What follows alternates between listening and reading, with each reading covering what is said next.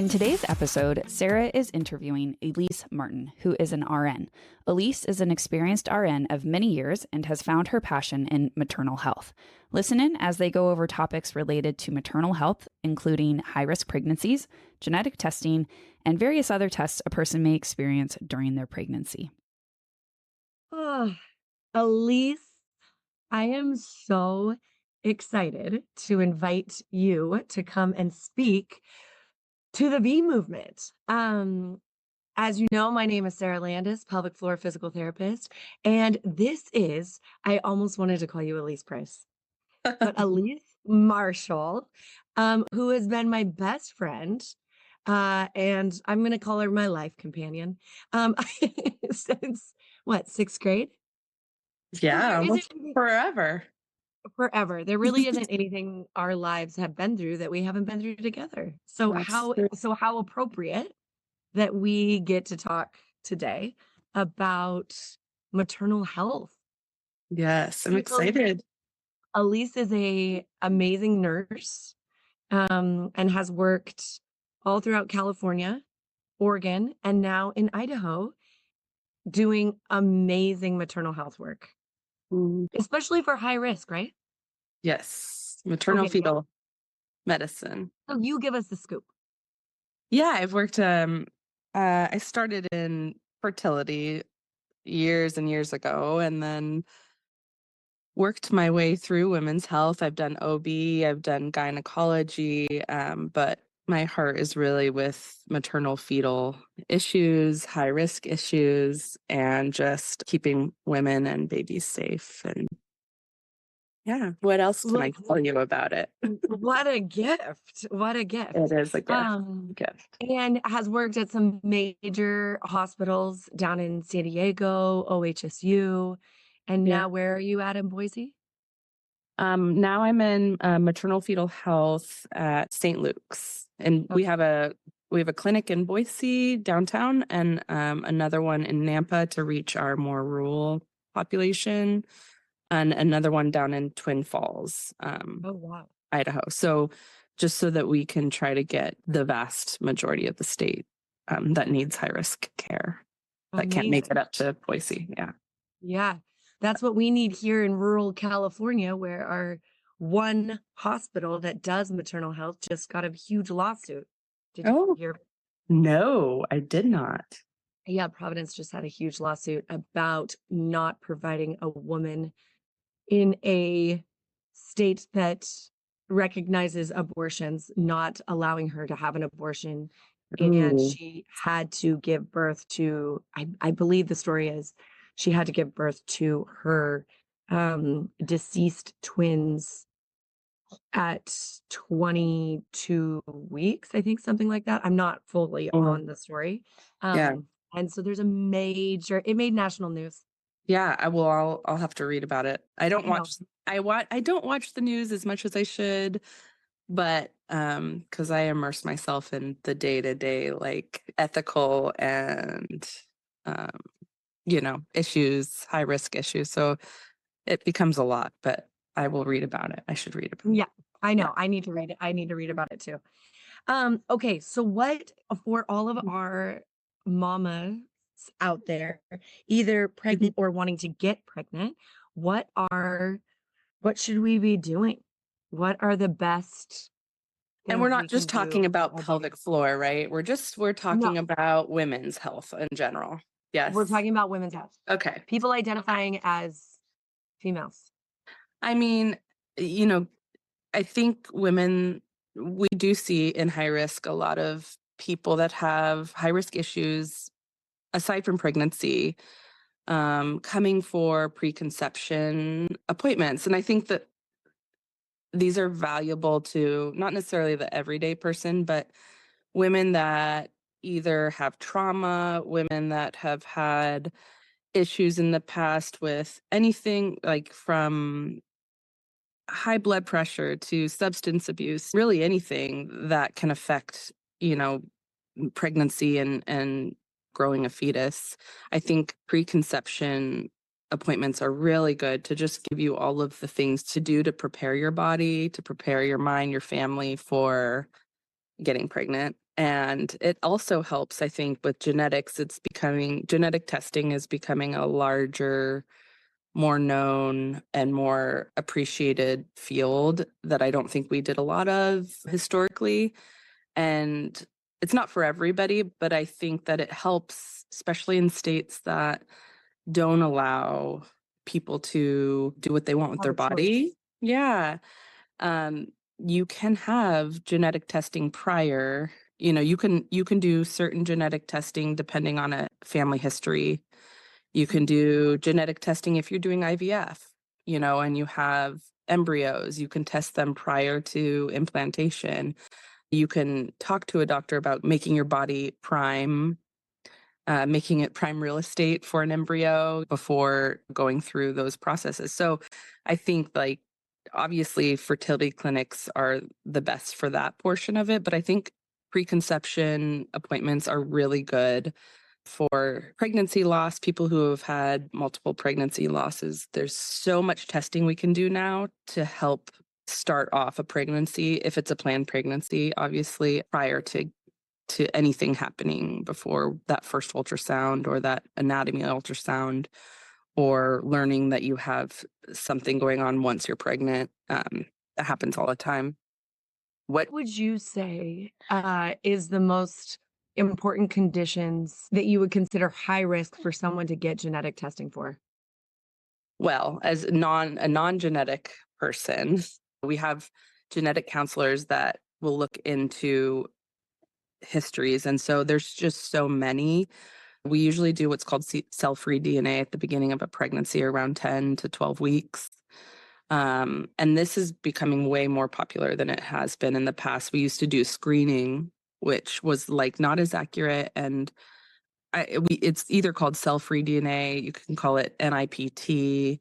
There's lots of different brands, but regardless, it tests for like the major things like T21, Down syndrome, and then some other disorders that we test mostly for because they're the most popular, trisomies. So they can also do with cell-free DNA. Not only can you figure out the sex of the fetus, but you can also see if that sex chromosome is normal.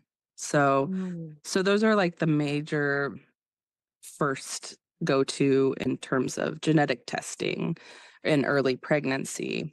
With fertility, you can test embryos to make sure that that embryo has normal genetic testing prior to implantation. So if you're going that route, I forget exactly what they call it, but it's testing the embryo cell, and then they can pick the most genetically normal embryo to put in, or embryos, or whatnot. Aside from that, if we do find something that's high risk, or a mom has high risk something or other, or a family history, or we find some sort of abnormal anatomical feature on the fetus, we can do what's called an amniocentesis. Mhm. And that can test for a lot of different genetic disorders.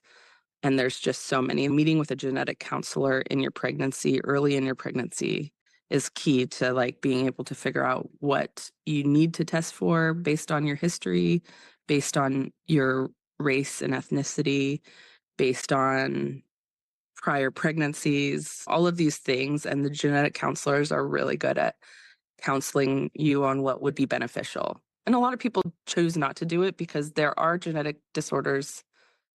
There's nothing you do, you find something out, but like there's nothing to do about it. And so sometimes it causes more anxiety but then there's other things you can test for that if you know you want to end a pregnancy based on that, like cystic fibrosis, things like that, and you know you don't want to have a baby, or you cannot afford to have a baby that will need, all of these things throughout life.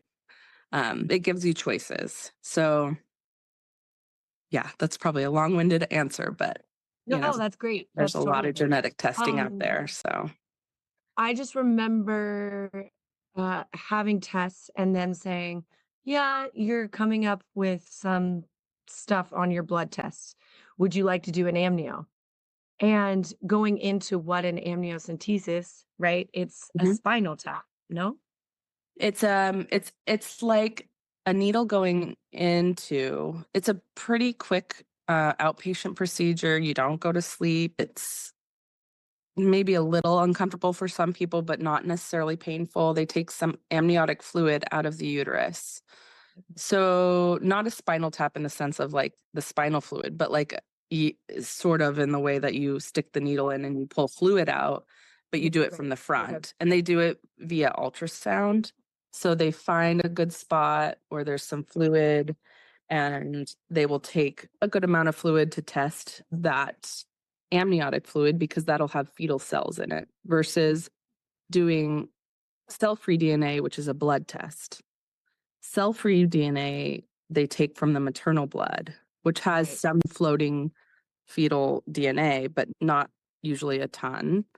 And so that the amniocentesis is actually, or they can do what's called a CVS, which is similar, but these two tests have more fetal DNA so that it's more accurate and you can test for a lot more Okay, what are the risk disorders. factors for getting an amniocentesis?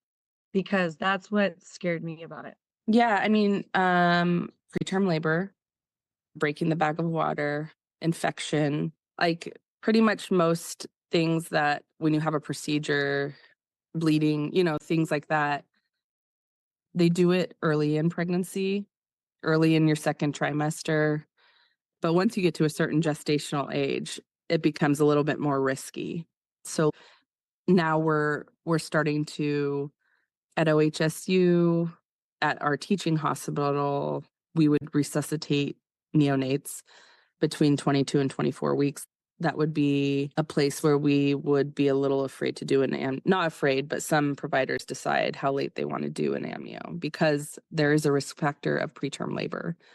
And so if you do it prior to viability, then you're not going to have a baby in the NICU if you go into Right. preterm labor. And if you do it later, then you're causing more harm to a neonate by doing the amnio if they go into preterm labor. So Got it. but you can also, and when women meet with a genetic counselor, they go through all of this in much more detail. This is not my wheelhouse, but you can do genetic testing once the baby is born through the umbilical cord. So they call it cord blood testing. So if you're at a point in your pregnancy where you haven't had testing, but the risk to having an amnio is too high for you to go into preterm labor and then have a baby that's now in the NICU, you can decide to do cord blood testing after. If you know that you don't want an end of pregnancy and you're in a state where you can have the choice in your third trimester to have an abortion, these are the ethical things we think about too, is like, does the genetic testing, would you terminate? Right. Depending on a certain result. And so, these are really big discussions we have as teams and with our patients. So, but yes, there's all of Okay, that. so you just brought up cord blood. I remember that being an option as well to cord blood. This is after you have the baby. Correct. And to be able to save the cord blood for There's cord blood. So there's cord blood banking, but then there's cord blood testing. So they're different. Right. But yes, but you can bank cord blood. I don't know much about it. It's become a bigger thing, but there are companies out there. So many companies. Yes, so many companies. And I don't know, I haven't, when That's a personal question. I didn't bank any, but I worked in labor and delivery for a long time and sent them off for people. And some insurances I would think hopefully would pay for it these days, but I don't know. Like before, it was when I worked in L&D, it was so controversial and expensive. I don't know if it's gotten cheaper, but you have to bank it, and then it's kind of like having a storage unit. You pay every month or pay every year for it, and it's not cheap. It's not cheap. We were gonna do it with our first. Yeah. And then like looking at the research and looking at everything, we were like, and what are you going to do with it? Like, you have to have a really like justified reason to keep it there for some, like I don't know. It's if you have the money to do it, of course, but it's very expensive, or it used to be. Haven't looked into it, Yeah, but it would be I haven't either. something. Yeah. There's So so many. I feel like going into getting pregnant and being pregnant, there's just it's so overwhelming. yeah, There's so many.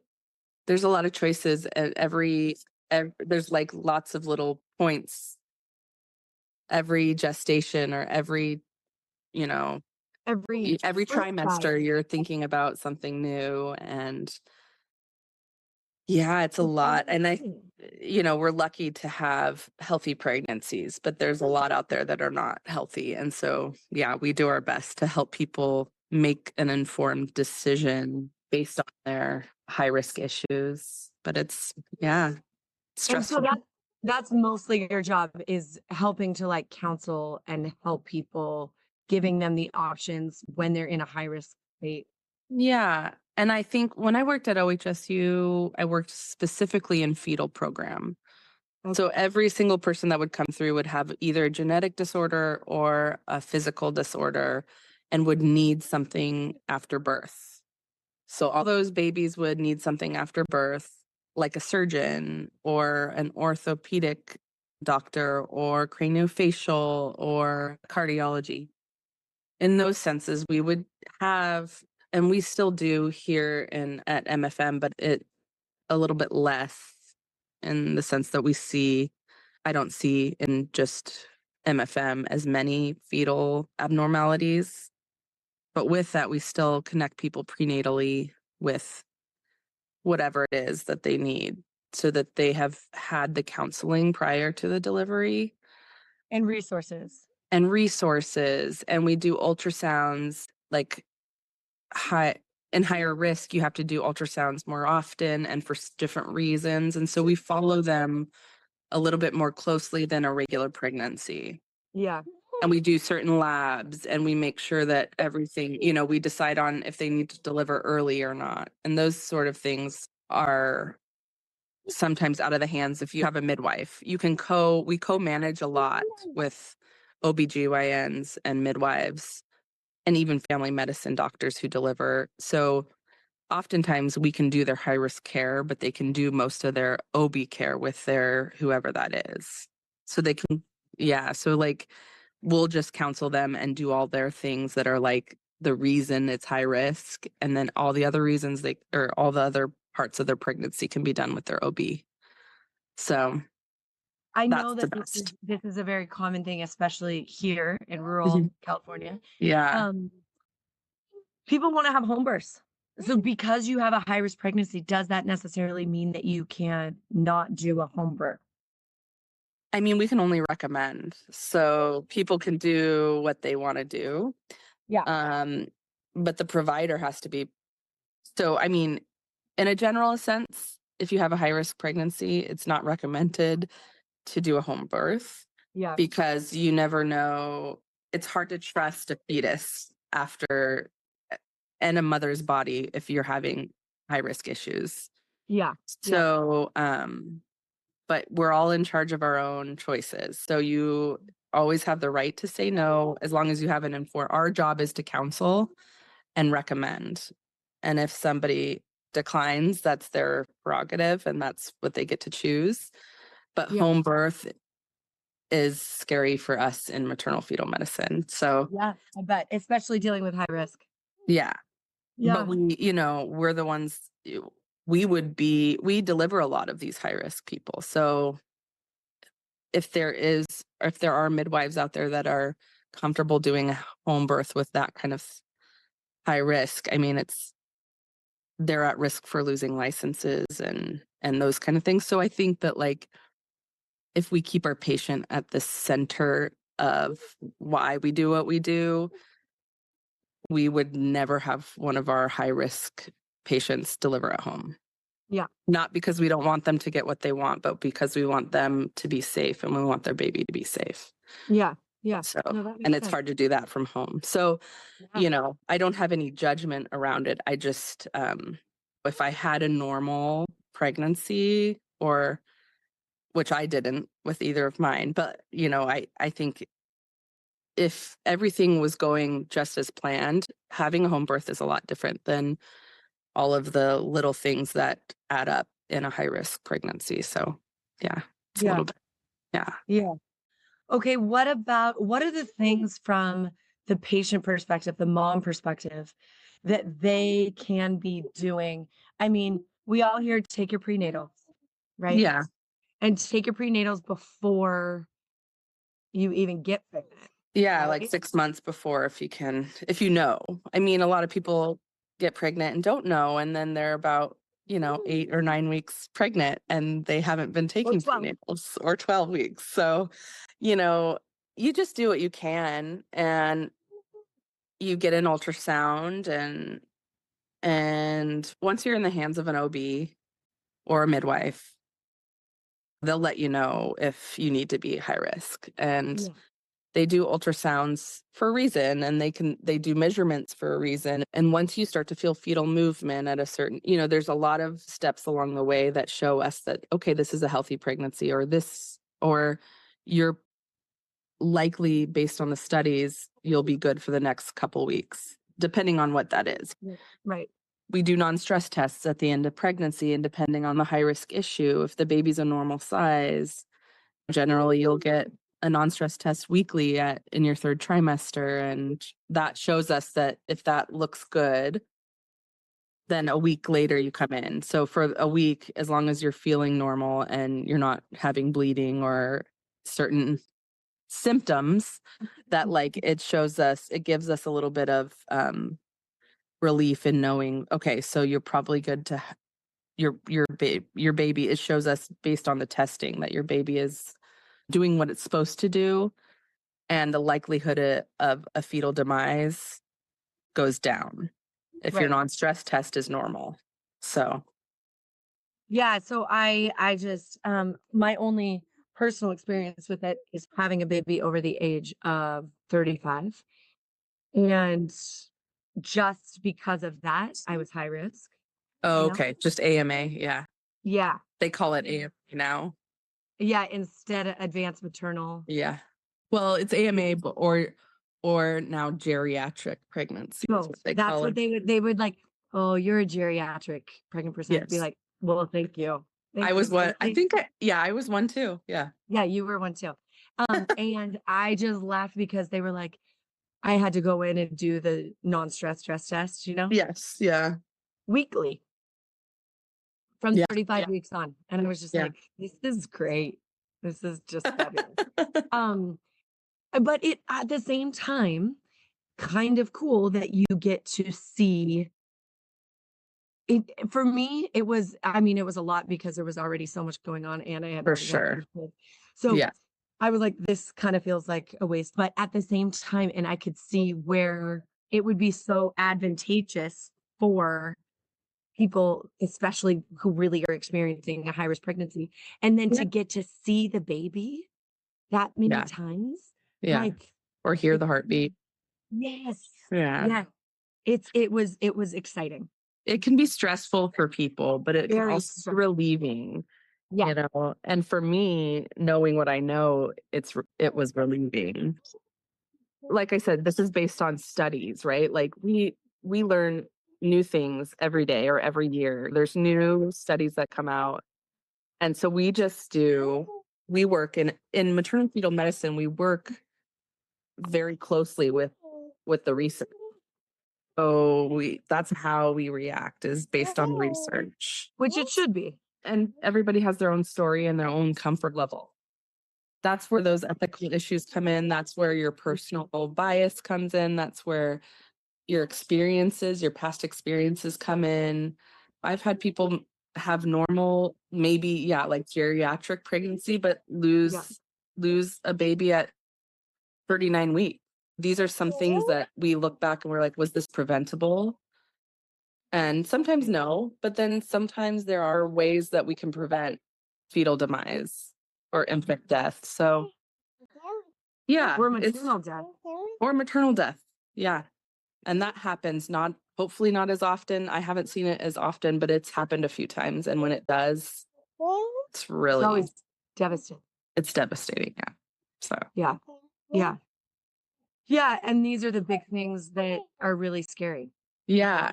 Yeah. And for everybody that is safe, that's a win. And the reason we do is to prevent that. And even when it happens once, it feels like we failed. Yeah. For sure. I know it seems trivial, but take your prenatals. Take your prenatals. What about DHA? I've heard that that helps with brain development. I would take extra folic acid, knowing what I know. I would take DHA. I would take a prenatal that has DHA in it is fine. I took extra folic acid in my pregnancies because of my experience from patients and knowing what I know. So you can't take too much folic acid. Like Okay. a lot of vitamins, if you have our bodies work in the way that, like, if you take too many vitamins, you'll just pee them out. Right. So they bond to a receptor and you absorb it. And then whatever your body can absorb, then you'll just pee it out. I don't mean for every single type of medication, but too much vitamin C isn't, or too much folic acid, or too much prenatal or multivitamins. I'd rather have you do that than not take one at all. Not good enough. Yeah. And we often say a lot of people get nauseous in early pregnancy. So take it at night or take a gummy. A gummy is better than nothing. So like they have prenatal gummies that you can do, but take it at night. You can do Unisom and B6 that at night, and that helps with nausea. So whatever can help with, if you're nauseous, you can take Zofran, ask your doctor for that.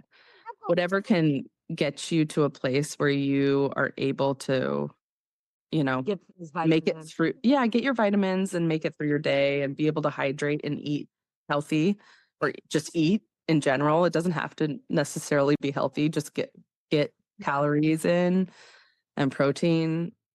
But the thing about fetuses is that they'll take from you. And exercise. Yeah. That's where I come. Yeah. Get your pelvic health going early. Get that pelvic health. Yeah, totally. And just actual exercise anyways. Yeah. That's going to help in pregnancy with cardiovascular things. Exactly. That's just going to help with swelling. That's going to help with, it can actually help with digestion, of course. Yeah. But also it can help with not being as nauseous. And just feeling better, more energy. And we also have the studies say to start taking a baby aspirin to prevent preeclampsia. Over the age of 35. Or if you've had it before in a it doesn't necessarily matter what age you are. If you have high blood pressure, you have any risk of preeclampsia in a high risk situation, they'll usually start it on around 11 weeks. Yeah. It doesn't always prevent it, but it can make it last, or, hold it off a little longer sometimes. But yeah. Yeah. And you just went to did you just go to a conference I saw? You better believe it. Pelvic floor conference. I'm curious, did they talk anything about pregnancy loss and pelvic floor? We talk about it mostly as the effects on the pelvic floor, because with pregnancy loss at any stage, you've still had the hormones, you've still had the pregnancy, you're still a mom. Right. And it and because of that has an effect on the pelvic floor. Yeah. So there's tons of different rehab and different things. And actually I'm going to be interviewing a mental health therapist who specializes in pregnancy loss. That'll be awesome. Yeah, I'm curious because we have a lot of, when I worked in fetal care program, we had a lot of pregnancy loss, and the connection between mind and body was traumatic. So like we talked a lot about lactation issues prior to delivery, postpartum. They still go through all of these things because they're pregnant with the baby. And so I was always curious about pelvic floor following pregnancy loss, because I could see it as being very traumatic for people who aren't ready to it can be a reminder of that.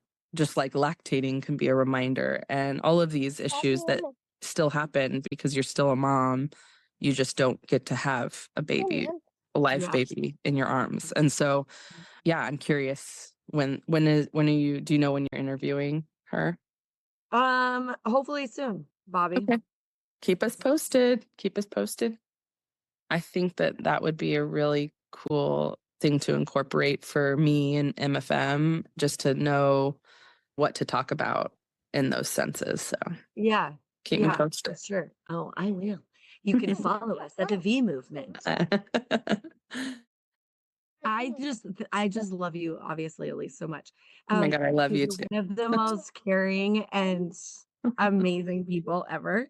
Thank you. And I know that this job is so rewarding, but also like so challenging. Yeah, both. Um, Yeah. yeah.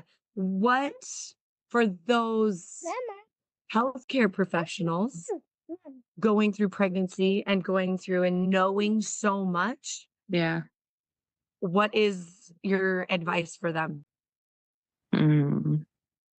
I would say know that you have resources. And as a healthcare professional, we don't get a lot of like perks, but we do get to help each other. And we want to help each other because we know how hard the medical field can be, regardless of what part of the medical field you are. Helping people every day, while it's so amazing to make a difference in people's lives, you're still human. And I think once you're pregnant, you have even less bandwidth. So just know that people want to help you. People will help you and want to help you. You just have to reach out. And self-care is hard historically is hard for healthcare professionals. Yeah, you're so used to taking care of everybody else, and listen to me talking about it like as if I take care of myself the way I should. But once you're pregnant, you're taking care of you and another human inside of you. And it's so important for both of you to, like, mental health wise, physical health, and socially, all of the things. So just reach out to the people that you can trust. And if you're scared about something, say something. And I always tell my patients, I'd rather have you come in every day and it be fine than you be afraid because you work in this industry and don't want to feel stupid, or like you're asking a lot, or whatever the reason is. And then you don't come in and something happens that we could have prevented. So regardless if we know too much or we know just enough to be kind of a little scary to ourselves, just always call your nurse. Just call the nurse. I love that. I love that. Call the nurse. Yeah. I love that. Okay. They still do cerclages. They do. How often do you do a cerclage? I don't do them, but the maternal yeah. fetal medicine doctors do them. We do ultrasounds. If we see a short cervix at a certain gestation, they might do it. If you have a history of a preterm labor due to, laboring, or you have a history of a short cervix. They don't do it just willy-nilly, but, the studies, it's a controversial issue as well, because we don't, so we don't know. It's provider by provider based. Okay. Yeah. Okay, so for those of you who don't know what a cerclage is. Yes, it's a procedure where they can put a stitch in around the cervix if they think that it's at risk for opening. So if they think that if your cervix is short prior to delivery, prior to being term and preterm, if they think that you are at risk for delivering early, or if you have a short cervix, then that might be a discussion that they would have. And then they take it out before, if you go into labor or you have a scheduled induction or something like that, they'll take it out prior to laboring. Right. So if you go into labor and you have a cerclage in, go to the hospital right away. Yeah. I just had a patient yesterday anyways. Just, I was just like, I don't know how Yeah. much they actually do that anymore. I But- mean, I think it was done a lot at the beginning. Yeah. And now the studies are showing that the effectiveness of it may not be what we thought it was. So Right. And that's where Yes. I was like, I would encourage anybody who has been recommended to have a cerclage to ask the questions about why Yeah. and what. Yeah. So And like I advocate for all of my patients, if you can get a second opinion, always, we no are matter what. happy to do. People like second opinions in the way that like we all would want something. If we weren't sure, we want to do things for patients when they're sure they want it.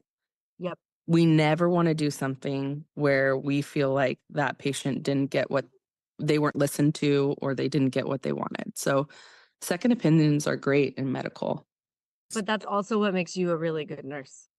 Right. Not everybody Not is. everyone feels that way. But I want every woman to feel empowered that it is their right to have a second opinion. No one should be able to tell you. Yeah. That's what I think. So Yeah. regardless if it's your body or your child's body or somebody you love, second opinions, if that's going to give you the answers you need or help you make a decision, hands down, do it, Yeah. Yep. So, yeah. Elise, Love you you. are the best. I just love you so much. I love you and I love what you're doing. I think that you are just such a badass. I mean, Likewise. Oh my And Poppy is also such a good hostess. Puppy. We're just doing this egg puzzle right here. I feel like it's so appropriate. The chicken is hatching out of the egg. How appropriate is that? Oh, new life. Talking about new life. Yes. Hopefully new life. The information shared in this podcast by Sarah, Allison, and our guest interviews are intended for educational, entertainment, and informational purposes only. It is not a substitute for professional medical advice, diagnosis, or treatment. While we are licensed physical therapists, we are not your personal physical therapists, and no patient-provider relationship is formed. If you have any health concerns or questions, please consult your medical provider. The information on this podcast or any of our other platforms is to use at your own risk.